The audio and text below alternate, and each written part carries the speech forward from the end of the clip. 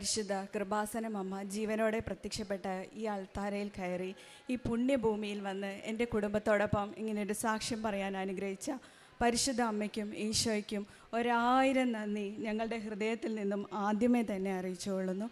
എൻ്റെ പേര് വർഷ, ഇതെൻ്റെ മകൻ അക്ഷേത്, ഇതെൻ്റെ ഹസ്ബൻഡ് ശ്രീകാന്ത്. ഞങ്ങൾ UAE നിന്നാണ് വരുന്നത്. UAE ഷാർജയിലാണ് ഞങ്ങൾ താമസിക്കുന്നത്. ഞാനിവിടെ വന്നിരിക്കുന്നത് അമ്മ പരിശുദ്ധ കൃപാസന അമ്മയുടെ മാധ്യസ്ഥത്തിൽ ഈശോ തന്ന അനുഗ്രഹങ്ങൾക്ക് ചെറിയ ചെറിയ കാര്യങ്ങൾ മാത്രമേ ഇവിടെ പറയാനുള്ള സമയമുള്ളൂ എന്ന് ഇവർ പറഞ്ഞതുകൊണ്ട് കുറച്ച് കാര്യങ്ങൾക്ക് മാത്രം സാക്ഷ്യം പറയുകയാണ് ഇവിടെ നിന്ന്. ഞാൻ ആദ്യമായി ഉടമ്പടി എടുത്തത് 2020 ഓൺലൈൻ ഉടമ്പടിയാണ് എടുത്തത്.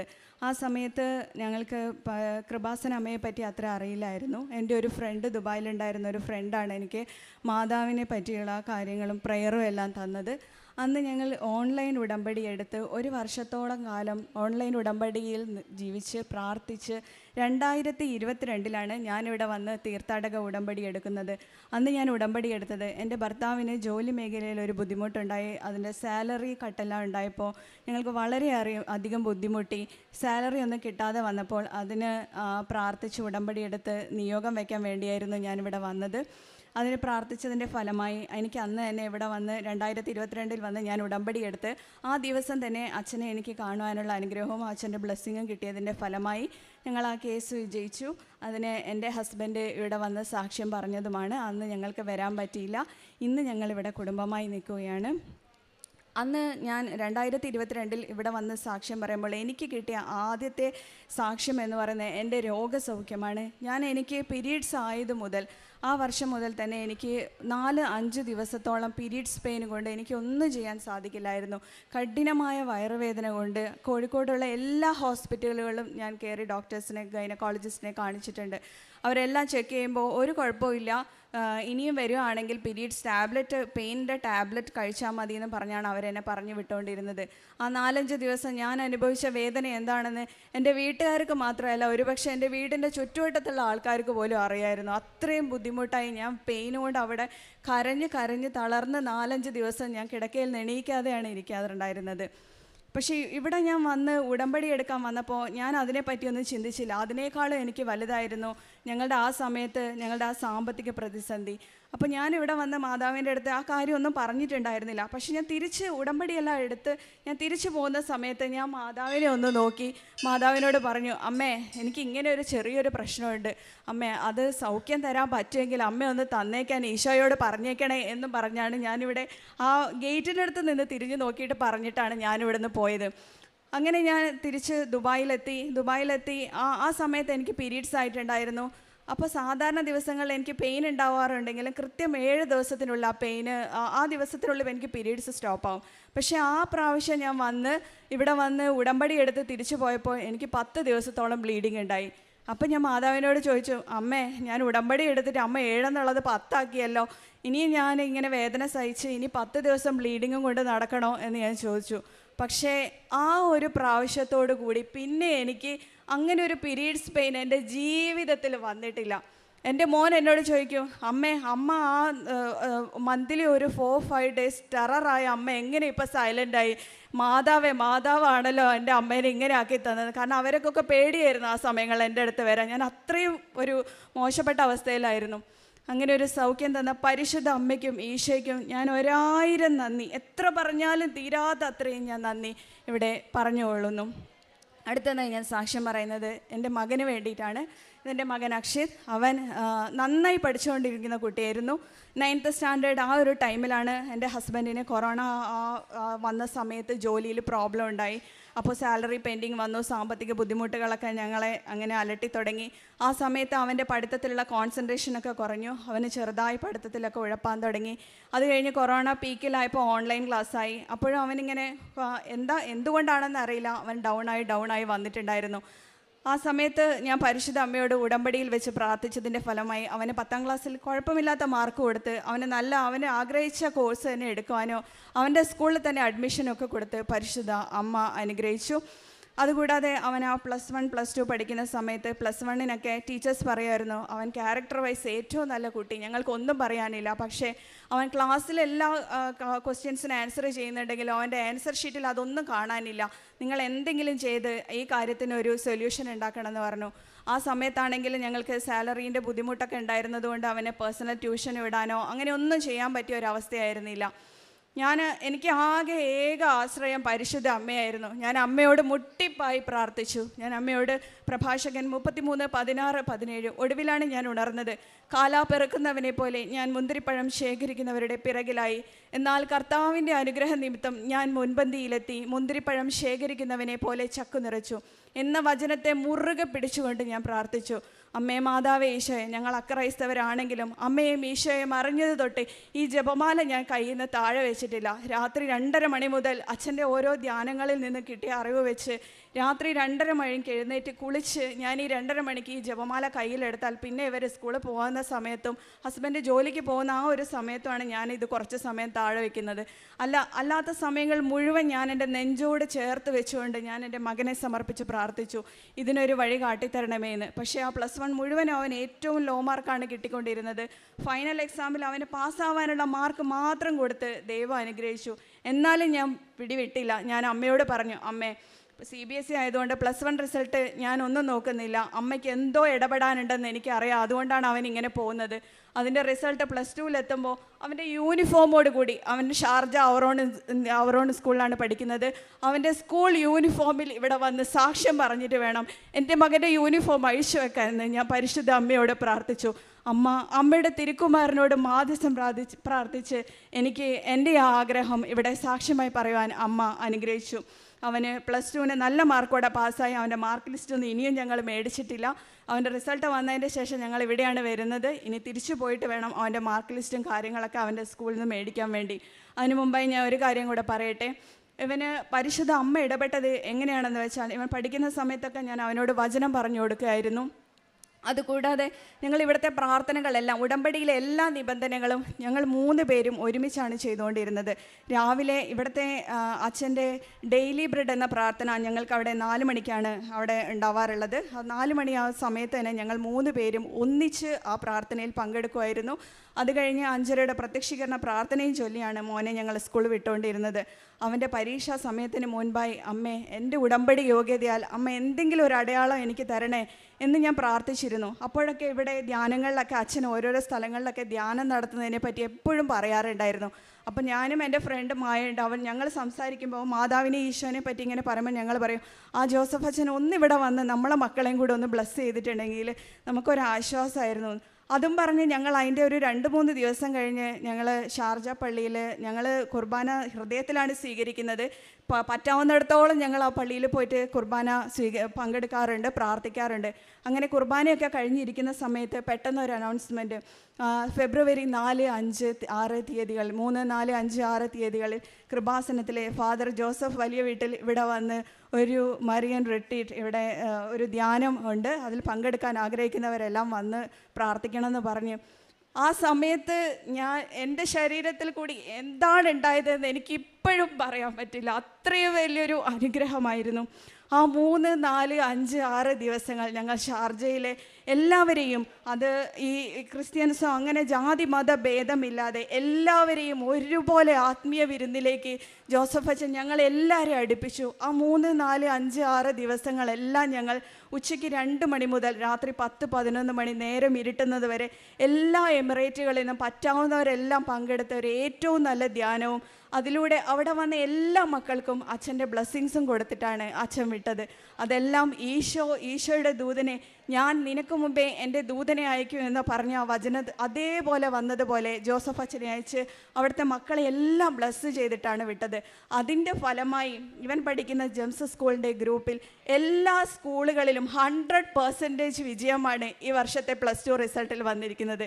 എൻ്റെ അറിവിൽ ആദ്യമായിട്ടാണ് അങ്ങനെ ഒരു സംഭവം. ജെംസിൻ്റെ എല്ലാ സ്കൂളുകളിലും CBSE +2 റിസൾട്ട് 100% ആയിരുന്നു. ഞാൻ എൻ്റെ മോനെ പരീക്ഷയ്ക്ക് വിട്ടുകൊണ്ടിരുന്നത്, അവൻ പോകുന്ന സമയത്ത് അവൻ്റെ കയ്യിൽ ഞാൻ മാതാവിൻ്റെ ഉപ്പ് കൊടുത്തുവിടും. അതുപോലെ തന്നെ നെറ്റിയിൽ തൈലം കൊടുത്തുവിട്ട് ഞാൻ പറയും, നീ പ്രാർത്ഥിച്ചു. അവനറിയാം എന്താ ചെയ്യേണ്ടതെന്ന്. ഞാൻ കൂടുതലൊന്നും പറയണ്ട. ഞാൻ അവിടെ ഇരുന്ന് പ്രാർത്ഥിക്കുന്നത് അവൻ കാണാറുള്ളത് കൊണ്ട് അവനറിയാം. അവൻ അതുപോലെ ചെയ്തു.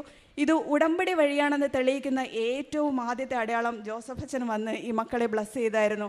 അത് കഴിഞ്ഞ് രണ്ടാമത്തത്, ഇവൻ ആ എക്സാം എഴുതുന്ന സ്കൂൾ അവിടെ ഷാർജയിലെ പള്ളിയുടെ ഏറ്റവും അടുത്തായിരുന്നു.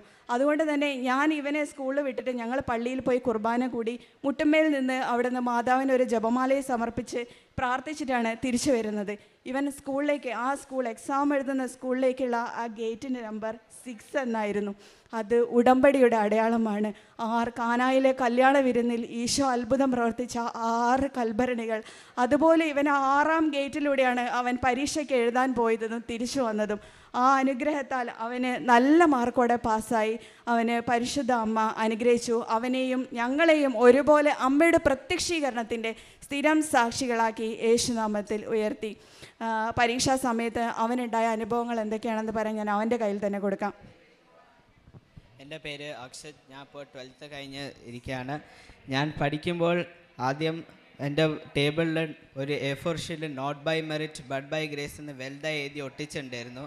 പിന്നെ എൻ്റെ അച്ഛൻ ഇവിടെ കൃപാസനത്തെ ഒരു ബുക്ക് വായിച്ച് പറഞ്ഞെന്നാണ്, പഠിക്കുമ്പോൾ ആ പേജ് തുറന്ന് അതിൻ്റെ മേലെ കാശുരൂപം വെച്ച് വിശ്വാസ പ്രമാണം ചൊല്ലിയിട്ട് പഠിക്കാൻ, അങ്ങനെ പഠിച്ചിട്ടുണ്ടായിരുന്നു.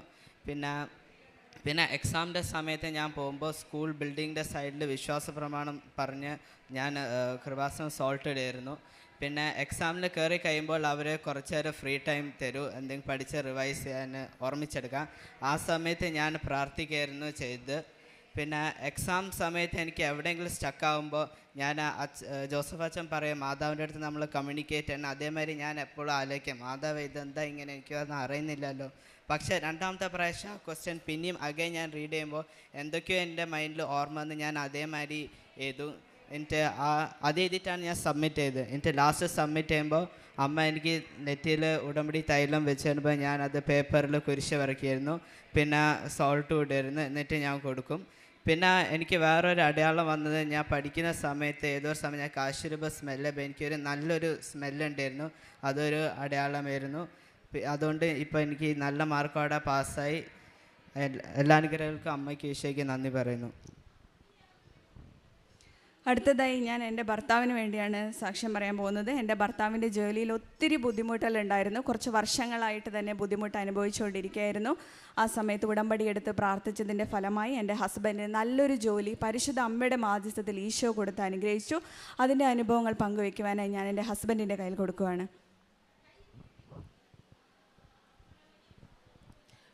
എൻ്റെ പേര് ശ്രീകാന്ത്.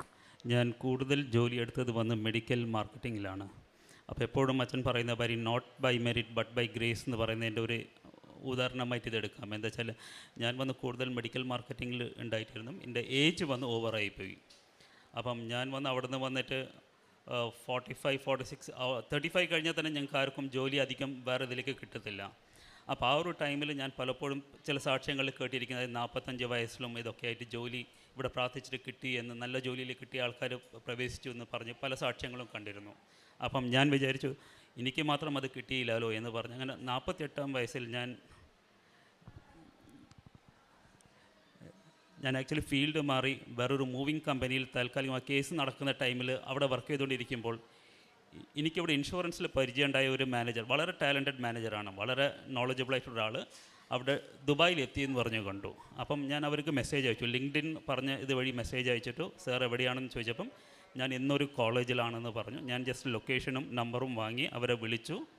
എന്നിട്ട് ഞാൻ ജസ്റ്റ് ഞങ്ങളെ കമ്പനീൻ്റെ പ്രൊമോഷന് വേണ്ടിയിട്ടാണ് ഞാൻ അവിടെ പോകുന്നത്. അവിടുത്തെ സ്റ്റാഫിൻ്റെ വല്ല മൂവ്മെൻറ്റോ അല്ലെങ്കിൽ ഓഫീസ് ഐറ്റംസിൻ്റെ മൂവ്മെൻറ്റ് എന്തെങ്കിലും ഉണ്ടെങ്കിൽ ഞങ്ങളെ കമ്പനിക്ക് തരണം എന്ന് വെച്ചാൽ അത് ഞാനൊരു ടെമ്പററി ജോലിയായിട്ട് എടുത്തതാണ്. അവിടെ പോയി ഞാൻ രണ്ടാമത്തെ ടൈം മീറ്റ് ചെയ്യുമ്പോൾ അങ്ങേര് ഇങ്ങോട്ട് ചോദിച്ചു, ശ്രീകാന്ത് നിനക്ക് ഫീൽഡ് മാറാൻ താല്പര്യമുണ്ടോ? ഞാൻ പറഞ്ഞു സാർ എന്താ ചോദിക്കുന്നതെന്ന്. അല്ല നിനക്ക് എങ്ങോട്ട് വരാൻ താല്പര്യമുണ്ടോ? ഞാൻ പറഞ്ഞു സാർ എനിക്ക് എഡ്യൂക്കേഷൻ ഫീൽഡ് തീരെ എനിക്ക് ഒരു എക്സ്പീരിയൻസും ഇല്ല, അതിനെ പറ്റി നോളജും ഇല്ല, പിന്നെ അതേമാതിരി എനിക്ക് ഏജും ഇത്രയായി, ഞാനിവിടെ വന്നിട്ട് എന്ത് ചെയ്യാനാണ്? അപ്പോൾ സാറ് പറഞ്ഞു നിൻ്റെ കഴിവ് എനിക്കറിയാം, നീ വന്നിട്ട് ഇവിടുന്ന് പഠിക്കാൻ പറ്റുന്ന കാര്യങ്ങളും എന്നാൽ നിനക്ക് 2 മാസം അല്ലെങ്കിൽ 3 മാസം ട്രയൽ പീരീഡ് വെക്കാം. ആ ടൈമിൽ നീ വർക്ക് ചെയ്തോ, ഇവിടെ ഒരു മാനേജറായിട്ട് വർക്ക് ചെയ്തോ. അന്നേരം ട്രയൽ പീരീഡ് കഴിഞ്ഞിട്ട് അഥവാ നിൻ്റെ പെർഫോമൻസ് ശരിയില്ല എന്ന് പറഞ്ഞാൽ മാനേജറിൽ നിന്ന് മാറിയിട്ട് റെഗുലർ സ്റ്റാഫായിട്ട് വർക്ക് ചെയ്തോ എന്ന് പറഞ്ഞിട്ട് എന്നെ അവിടെ എടുത്തു.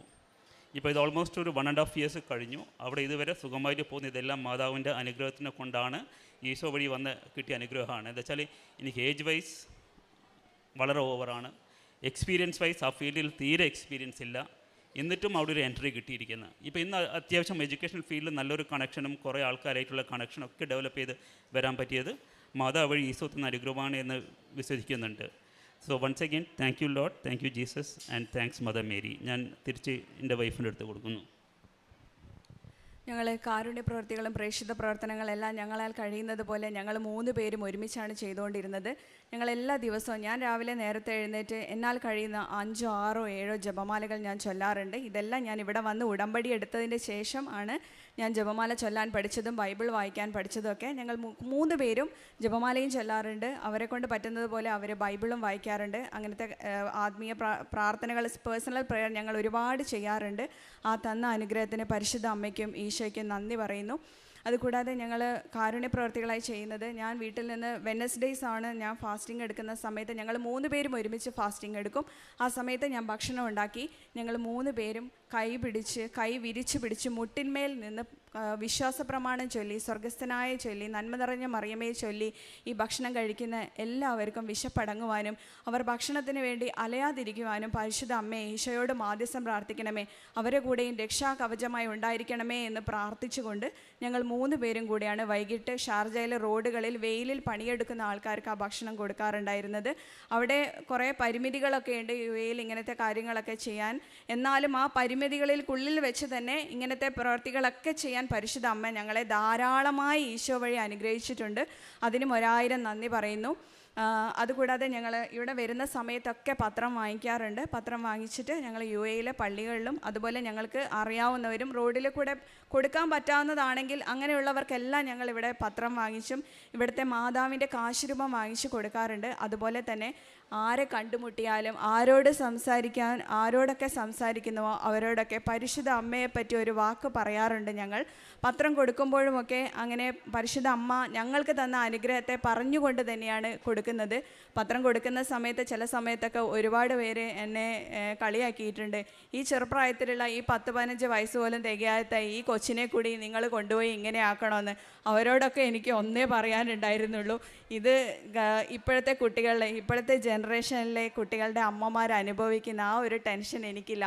കാരണം ഞാൻ ഈ ഭൂമിയിൽ നിന്ന് വിട്ടുപോകുമ്പോൾ അവന് കിട്ടാവുന്നതിലും വെച്ച് ഏറ്റവും വലിയ സ്വത്തായ അവനൊന്ന് കരഞ്ഞ് അമ്മേ എന്ന് വിളിക്കുമ്പോൾ ഓടിയെത്തുന്ന ഒരു അമ്മയെയും അമ്മയുടെ തിരുക്കുമാരനെയാണ് ഞാൻ അവന് കൊടുത്തത്. എന്നെ കളിയാക്കുന്നവരോടൊക്കെ ഞാൻ അത് തന്നെയാണ് പറയാറുള്ളത്. ഞാൻ ഈ ഭൂമിയിൽ നിന്ന് വിട്ടുപോകുമ്പോൾ അവന് കിട്ടാവുന്നതിൽ വെച്ച് ഏറ്റവും വലിയൊരു സമ്പാദ്യം കൊടുത്തിട്ടായിരിക്കും ഞാൻ എപ്പോഴാണോ പോകുന്നതെന്ന്. അപ്പോൾ അവരെന്നോട് പറയും, നിങ്ങളെ വിശ്വാസം നിങ്ങളെ രക്ഷിക്കട്ടെ എന്ന്. അങ്ങനെയാണ് ഞാൻ പത്രപ്രേക്ഷിത പ്രവർത്തനങ്ങളൊക്കെ ചെയ്യാറുള്ളത്. പിന്നെ ഞാൻ വഴി എൻ്റെ വീട്ടിലെല്ലാവരും, എൻ്റെ അമ്മ, അനിയത്തിമാർ എല്ലാവരും ഉടമ്പടി എടുത്ത് പ്രാർത്ഥിച്ച് ജീവിക്കുന്നവരാണ്. അങ്ങനെയുള്ള ഒരു അനുഗ്രഹവും മാതാവ് ഞങ്ങളുടെ കുടുംബത്തിന് തന്നു. അമ്മ മാതാവും ഈശോയും ഞങ്ങളുടെ കുടുംബത്തിൽ ചൊരിഞ്ഞ എല്ലാ അനുഗ്രഹങ്ങൾക്കും അമ്മയ്ക്കും ഈശോയ്ക്കും ഞങ്ങളുടെ എല്ലാ ഹൃദയത്തിൽ നിന്ന് കോടാനുകോടി നന്ദി പറയുന്നു. അതുകൂടാതെ ഞാൻ ഉടമ്പടിയിൽ വെച്ച എൻ്റെ ഫ്രണ്ട്സിനും എൻ്റെ റിലേറ്റീവ്സിനും ഒക്കെ ഒരുപാട് അനുഗ്രഹങ്ങളൊക്കെ കിട്ടിയിട്ടുണ്ട്. അതൊക്കെ പറയാൻ അവരിവിടെ ഇല്ലാത്തത് കൊണ്ട് എനിക്കിപ്പോൾ പറയാൻ സാധിക്കില്ല. എന്നാലും ആ അനുഗ്രഹങ്ങൾക്കും എൻ്റെ ഉടമ്പടി നിയോഗങ്ങളെല്ലാം സാധിച്ചു തന്ന പരിശുദ്ധ അമ്മയ്ക്കും ഈശോയ്ക്കും ഞാൻ അതിനും കൂടെ വേണ്ടി ഇവിടെ സാക്ഷ്യം പറഞ്ഞ് നന്ദി പറയുകയാണ്. പിന്നെ ഉടമ്പടിയിൽ ഞാൻ ആദ്യമൊക്കെ ഭൗതികമായ ആവശ്യങ്ങൾ, എനിക്ക് ഹസ്ബൻഡിൻ്റെ ജോലി, മോൻ്റെ പഠിത്തം, ഞങ്ങളുടെ ഫാമിലി എല്ലാവരെയും അങ്ങനെ നന്നായിരിക്കണം, അങ്ങനെ കുറേ കാര്യങ്ങളൊക്കെ ആയിരുന്നു ഞാനും പ്രാർത്ഥിച്ചും പറഞ്ഞുകൊണ്ടിരുന്നത്. എന്നാൽ അത് കഴിഞ്ഞ് ഒരു 2 വർഷം 1.5 വർഷമൊക്കെ ആയപ്പോൾ തന്നെ എനിക്ക് മനസ്സിലായി അതൊക്കെ നമ്മളുടെ വെറും ഈ ആ ഒരു തൽക്കാല സമയത്തേക്കുള്ള കാര്യങ്ങളാണെന്ന്. ഇപ്പം ഞാൻ പ്രാർത്ഥിക്കുന്നത്, എന്നോട് ആരെങ്കിലും പ്രാർത്ഥന സഹായം ചോദിച്ചാൽ അവരുടെ നിയോഗങ്ങളൊക്കെ ഞാൻ പറയും. പരിശുദ്ധ അമ്മയോടും ഈശോയോടും ഞാൻ പറയും, അമ്മേ മാതാവേ അതും കൂടെ ഏറ്റെടുക്കണേ, അവർക്ക് വേണ്ടി അമ്മ മാധ്യസ്ഥം പ്രാർത്ഥിച്ച് അവരെ അനുഗ്രഹിക്കണമെന്ന്. പക്ഷേ ഇപ്പോൾ ഞാൻ പ്രാർത്ഥിക്കുന്നത് മുഴുവൻ പരിശുദ്ധാത്മാവിനാൽ നിറയ്ക്കണമേ എന്നും, ജീവിതാന്ത്യം വരയ്ക്കും അത് കഴിഞ്ഞ് എന്താണോ അപ്പോഴും നിത്യതയിൽ അമ്മയോടും ഈശോയോടും ഒത്ത് എന്നെ മാത്രമല്ല എൻ്റെ കുടുംബത്തിലെ എല്ലാവരെയും ഒരുമിച്ച് കൊണ്ടുപോകണമേ എന്നും, ആ പ്രാർത്ഥനാ ജീവിതം ഞങ്ങളിൽ നിന്ന് എടുത്തു പോവാതെ ഞങ്ങൾ അതിലെ നിലനിർത്തണമേ എന്ന് ഞാൻ പ്രാർത്ഥിക്കുന്നത്. പരിശുദ്ധ അമ്മയുടെ മാധ്യസ്ഥം വഴി ഈശോ തന്ന എല്ലാ അനുഗ്രഹങ്ങൾക്കും ഒരിക്കൽ കൂടി പരിശുദ്ധ അമ്മയ്ക്കും ഈശോയ്ക്കും 1000 നന്ദി പറഞ്ഞുകൊണ്ട് ഈ അൾത്താരയിൽ ഞങ്ങൾ ഈ സാക്ഷ്യം സന്തോഷത്തോടുകൂടി സമർപ്പിച്ച് പ്രാർത്ഥിക്കുന്നു. Thank you Jesus, thank you mother Mary. Zacharia പ്രവാചകൻ്റെ പുസ്തകത്തിൽ നിന്ന് 1-ാം അധ്യായം 17-ാം വചനം പറയുന്നു, സൈന്യങ്ങളുടെ കർത്താവ് അരുളി ചെയ്യുന്നു, വീണ്ടും വിളിച്ചു പറയുക, എൻ്റെ നഗരങ്ങൾ വീണ്ടും ഐശ്വര്യപൂർണമാകും. കർത്താവ് വീണ്ടും സിയോനെ ആശ്വസിപ്പിക്കും, ജെറുസലേമിനെ വീണ്ടും തിരഞ്ഞെടുക്കും. വർഷ ശ്രീകാന്തിൻ്റെ ഈ കുടുംബത്തിൻ്റെ മനോഹരമായ സാക്ഷ്യമാണ് ഈശോയുടെ തിരുസന്നിധിയിൽ ഇപ്പോൾ അവർ സമർപ്പിച്ചത്. അവർ ഉടമ്പടി കൃത്യമായി പാലിച്ച് ജീവിച്ച ഒരു കുടുംബമാണെന്ന് നമ്മൾ കേട്ട് കഴിഞ്ഞു. ഉടമ്പടിയിലൂടെ പരിശുദ്ധ അമ്മയോടുകൂടെ, പരിശുദ്ധ അമ്മ സഞ്ചാരി മാതാവാണ്. പരിശുദ്ധ അമ്മ നമ്മുടെ അടുത്തേക്ക്, നമ്മുടെ കുടുംബത്തിലേക്ക്, നമ്മുടെ പ്രശ്നങ്ങളിലേക്ക് കടന്നു വരുന്ന അമ്മയാണെന്ന് നമുക്കെല്ലാവർക്കും അറിയാം. പരിശുദ്ധ അമ്മയോട് കൂടെ സഞ്ചരിക്കുന്ന ഒരു കുടുംബം അല്ലെങ്കിൽ സാധാരണ ഗതിയിൽ ഇവിടെ സാക്ഷ്യം പറയുന്നവർ ഒരാൾ മുഖ്യമായും ഉണ്ടായിരിക്കും. പക്ഷേ ഇവർ ഒരു കുടുംബമാണ് അമ്മയോടൊത്ത് സഞ്ചരിക്കുന്നത്. അമ്മ ഇവരുടെ അടുത്തേക്ക് ചെല്ലുന്നത്. ഈശോ ഇവരുടെ കൂടെയാണ് എപ്പോഴും. തൻ്റെ തിരുരക്തത്താൽ കഴുകി ശുദ്ധീകരിക്കുന്ന ഒരു കുടുംബമാണെന്നാണ് നമുക്കിപ്പോൾ മനസ്സിലായത്. ഇവരുടെ ഉടമ്പടി ജീവിതത്തിൽ ഇവരുടെ ടൈം ഷോർട്ടനിങ് വളരെ കൃത്യമാണ്. എന്ത് ആവശ്യം ഇവർ അമ്മയോട് ആഗ്രഹമായി പറഞ്ഞാലും ഉടനെ, എത്ര കാലപ്പഴക്കമുള്ള കാര്യങ്ങളാണെങ്കിൽ 1.5 വർഷത്തെ പഴക്കം, ഇദ്ദേഹം ഇവിടെ ഹസ്ബൻഡ് ഓൾറെഡി ഇവിടെ സാക്ഷ്യം പറഞ്ഞതാണ്. അവർക്കൊരു കേസുമായി ബന്ധപ്പെട്ട ഒരു സാക്ഷ്യം ഓൾറെഡി ഇവർ പറഞ്ഞു കഴിഞ്ഞതാണ്. അന്നേ അവർക്കറിയാമായിരുന്നു പരിശുദ്ധ അമ്മയാണ് ഞങ്ങളുടെ എല്ലാ കാര്യങ്ങൾക്കും പെട്ടെന്ന് തീരുമാനങ്ങൾ എടുക്കാൻ ഈശോയോട് പറയുന്നതെന്ന് അവർക്ക് ഉറപ്പുണ്ടായിരുന്നു. അങ്ങനെ ജീവിതത്തിൻ്റെ എല്ലാ പ്രതിസന്ധികളിലും അവർ ശരണം വയ്ക്കുന്നത് പരിശുദ്ധ അമ്മയാണ്. വർഷ പറയുകയായിരുന്നു, കാല പെറുക്കുന്നവനെ പോലെ ഞാൻ പിന്നിലായിരുന്നു. നമുക്കറിയാം കാലാപെറുക്കൽ റൂത്തിൻ്റെ ഗ്രന്ഥത്തിൽ പറയുന്നുണ്ട്. നവോമി വിധവയായ മരുമകളെയും കൊണ്ട് റൂത്ത് അവർക്ക് ജീവിക്കാൻ മാർഗമില്ലാതായപ്പോൾ കാലാപെറുക്കാൻ പോകുന്ന ഗോതമ്പ് കൊയ്തു കഴിയുമ്പോൾ, കൊയ്ത്തുകാർ മുന്നോട്ട് പോയി കഴിയുമ്പോൾ ചില കതിരുകൾ നിലത്ത് വീണ് കിടക്കുന്നത് ഭക്ഷണമില്ലാത്തവർക്ക് പെറുക്കിയെടുക്കുന്ന ഒരു പ്രക്രിയയാണ് കാലാപെറുക്കൽ എന്ന് പറയുന്നത്. അത് വളരെ പുറകെ പോകുന്ന സ്ലോ പ്രോസസ്സാണത്. പക്ഷേ ഈ സഹോദരി അത് പ്രസ്താവിക്കുന്നതാണ്, ഞാൻ വളരെ പുറകിലാണെങ്കിലും ഞാൻ പരിശുദ്ധ അമ്മയുടെ കൈവിടില്ല എന്ന വലിയ ഒരു സാക്ഷ്യത്തിന് ഉടമയാണ് ഇവരുടെ കുടുംബം എന്ന് പറയുന്നു. തൻ്റെ വളരെ വലിയ വേദനാജനകമായ ഒരു പീരിയഡ്സ് ടൈമിൻ്റെ സാക്ഷ്യം ഇവിടെ പറയുകയായിരുന്നു. 7 ദിവസം ഉണ്ടായിരുന്ന ഒരു ബ്ലീഡിങ് 10 ദിവസമായപ്പോൾ ഉടമ്പടി എടുത്തപ്പോൾ ഒരു പരാതി എന്നോണം വളരെ ഫ്രീഡം കൊണ്ട്, ഇൻറ്റിമസി കൊണ്ട് അമ്മയോട് ചോദിക്കാൻ, അമ്മ 7 ദിവസം എന്നുള്ളത് 10 ദിവസമായല്ലോ, ഇതെന്ത് സംഭവിച്ചു? ഉടനെ അതിന് അമ്മ പരിഹാരം നൽകുകയാണ്. അതൊരു വിശ്വാസത്തിൻ്റെ മാറ്റുരച്ച ഒരു സംഭവമായിരുന്നെന്ന് ഈ സഹോദരി പ്രസ്താവിക്കുന്നു. തൻ്റെ സാമീപ്യം അറിയിക്കുന്ന ഒരു വലിയ സാക്ഷ്യമാണിത്. അതുപോലെ തന്നെ തൻ്റെ മകൻ്റെ പരീക്ഷാ സമയങ്ങളിൽ, പഠന സമയങ്ങളിൽ തൻ്റെ മകന്, ഈ ഹസ്ബൻഡിനും വൈഫിനും മകൻ കൊടുത്ത ഏറ്റവും വലിയ സമ്മാനമാണ് എൻ്റെ അമ്മ. വളരെ വിശ്വാസത്തോടെ, വളരെ കൺവിക്ഷനോടു കൂടിയാണ് ഈ അമ്മ പറയുന്നത്, ഞാൻ ഈ ലോകത്തിൽ നിന്ന് പോയാലും എൻ്റെ മകന് ഞാൻ വളരെ വലിയൊരു സമ്മാനം കൊടുത്തുകൊണ്ടാണ് പോകുന്നത്. മകനത് ഏറ്റുവാങ്ങിയ സാക്ഷി നമ്മൾ കേട്ടതാണ്. പരീക്ഷ എഴുതുമ്പോൾ എങ്ങനെയൊക്കെയാണ് ഈശോയോട് സംസാരിക്കുന്നത്, പരിശുദ്ധ അമ്മയോട് സംസാരിക്കുന്നത്. ഉടമ്പടി ജീവിതത്തിൻ്റെ എല്ലാ നിബന്ധനകളും പാലിച്ചുകൊണ്ട് കുരിശ് വരച്ച് വിശ്വാസ പ്രമാണം ചൊല്ലി ഈശോയ്ക്കും മാതാവിനും ഈ സമർപ്പിച്ചുകൊണ്ടാണ് തൻ്റെ പഠനം ആരംഭിക്കുന്നത്, പരീക്ഷകൾ അറ്റൻഡ് ചെയ്യുന്നത്. ആ വിശ്വാസത്തിലേക്കൊക്കെ കൊച്ചുമക്കൾ കടന്നു വരാൻ സമയമെടുക്കുമ്പോൾ ഇവർക്ക് സമയച്ചുരുക്കത്തിൻ്റെ അമ്മ അതിൻ്റെ പ്രത്യേകതകളെല്ലാം ഓൾറെഡി പഠിപ്പിച്ചു കഴിഞ്ഞു, നമ്മൾ കേട്ട് കഴിഞ്ഞു. മകൻ തന്നെ പറയുന്നു, it's not by merit but by grace. അവനത് അനുഭവിച്ചു കഴിഞ്ഞു. എനിക്ക് യാതൊരു മെറിറ്റുമില്ല എന്ന് പറഞ്ഞ് നമ്മൾ അടിയറ വയ്ക്കുമ്പോൾ പരിശുദ്ധ അമ്മ, ഇതാ കർത്താവിൻ്റെ ദാസി, ഇനി ഞാനല്ല പരിശുദ്ധാത്മാവ് ദൈവപിതാവാണ് എന്നിൽ വർക്ക് ചെയ്യുന്നത് എന്ന് പരിശുദ്ധ അമ്മ ഏറ്റു പറയുന്നു. അല്ലെങ്കിൽ മകൻ അടിയറ വയ്ക്കുകയാണ്, I surrender myself to you my lord എന്ന് അവൻ സമർപ്പിച്ചുകൊണ്ടാണ് അവൻ്റെ ജീവിതം മുന്നോട്ട് വയ്ക്കുന്നത്. വളരെ കൊച്ചു പ്രായത്തിൽ അവൻ കാൽ വെച്ച് തുടങ്ങുന്നത് തന്നെ ഈശോയിലേക്കാണ്. നമുക്ക് പ്രാർത്ഥിക്കാം, അവനെ ദൈവം അനുഗ്രഹിക്കട്ടെ. അതുപോലെ തന്നെ ഷാർജയിൽ ജോസഫ് അച്ഛൻ വന്നൊരു മരിയൻ കൺവെൻഷൻ നടത്തണമെന്ന് ഇവരാഗ്രഹിച്ചു. ക്രൈസ്തവരായി ഇവരാഗ്രഹിച്ച് ഒരു ലോകം മുഴുവനെയും, ഒരു ഷാർജ എന്നൊരു വലിയ ലോകത്തെ ഒരു മരിയൻ സാന്നിധ്യത്തിലേക്ക് പിടിച്ചെടുക്കാൻ അവർക്ക് സാധിച്ചു എന്നുള്ളത് ഇവരുടെ ഉടമ്പടി ജീവിതത്തിൻ്റെ വലിയൊരു സാക്ഷ്യമാണ്. ഇവർക്കതിന് സാധിച്ചു. അവരാഗ്രഹിച്ചതും പ്രാർത്ഥിച്ചതുമായ കാര്യങ്ങൾ അവർക്ക് ലഭിക്കുന്നു. അതിൻ്റെ ഒരു അടയാളം പരിശുദ്ധ അമ്മ അവർക്ക് കൊടുത്തതാണ്. ഇവരുടെ ഈ മകൻ്റെ ജെംസ് സ്കൂളിൽ എല്ലാ അസോസിയേറ്റ് സ്കൂളുകളിലും 100% റിസൾട്ട് നൽകി അവർ അനുഗ്രഹിച്ചു എന്ന് പറയുന്നു.